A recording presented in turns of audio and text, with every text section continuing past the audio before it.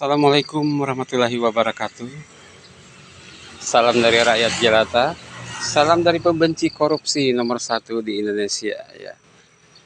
Jadi menilai dari penegakan hukum di Republik ini ya, itu sebetulnya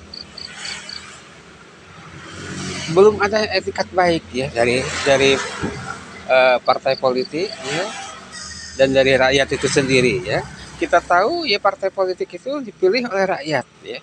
Rakyat seharusnya menilai ya, mana ya orang-orang yang bisa menegakkan hukum ya, mana partai-partai yang pro penegakan hukum ya, mana partai-partai yang masih menjalankan ya perpartaiannya itu dengan cara-cara kotor, misalkan dengan membiayai partai politiknya dengan cara korupsi ya. Ya jangan dipilih. Itu sebetulnya simpel ya.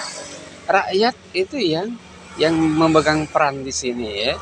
Jadi ketika partai politik yang tidak, yang katakanlah tidak menegakkan korupsi atau penegakan hukum itu berjaya ya, nah nanti yang akan menjalankan roda pemerintahan ini ya, mulai dari menteri, gubernur ya, para bupati ya, para wali kota, bahkan presidennya itu dari orang-orang itu. Nah kalau partai yang tidak penegakan hukumnya istilahnya tidak benar ya, nah dia akan memimpin negara ini nantinya ya, otomatis ya pemberantasan korupsi dan penegakan hukum tidak akan bisa ditegakkan ya, seperti itu. Walaupun ada ya sebagiannya ya, sementara penegakan hukum itu tidak akan bisa terlaksana ya, atau pemberantasan korupsi juga sama. Jadi antara penegakan hukum dan pemberantasan korupsi ini ya, kuncinya di rakyat ya, atau di partai politik ya. Kita bisa memilah dan memilih partai politik mana yang bisa kita andalkan ya untuk membuat negara ini lebih baik, itu terutama di bidang penegakan hukum dan pemberantasan korupsi ya.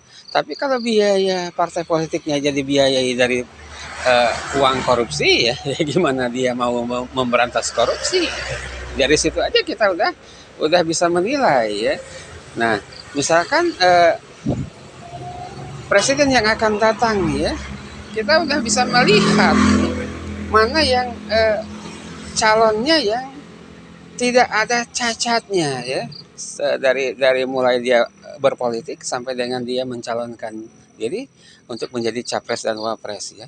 Dah kita juga bisa menilai ya, yang mana yang bisa mengemban tugas ini secara Pancasila ya, dan norma-norma agama yang mana ya. Kita bisa melihat, rakyat itu bisa melihat. Terkadang rakyat ini tidak berpikir logis ya, karena saudaranya ada di partai anu ya, karena dikasih duit dan segala rupanya ya, karena kadung sayang kadung ini ya, mempercayai salah satu partai walaupun dia terlihat seperti korup ya, penegakan hukumnya nggak benar, masih aja didukung ya. Itu sebenarnya sumber malapetakannya dari rakyat juga ya.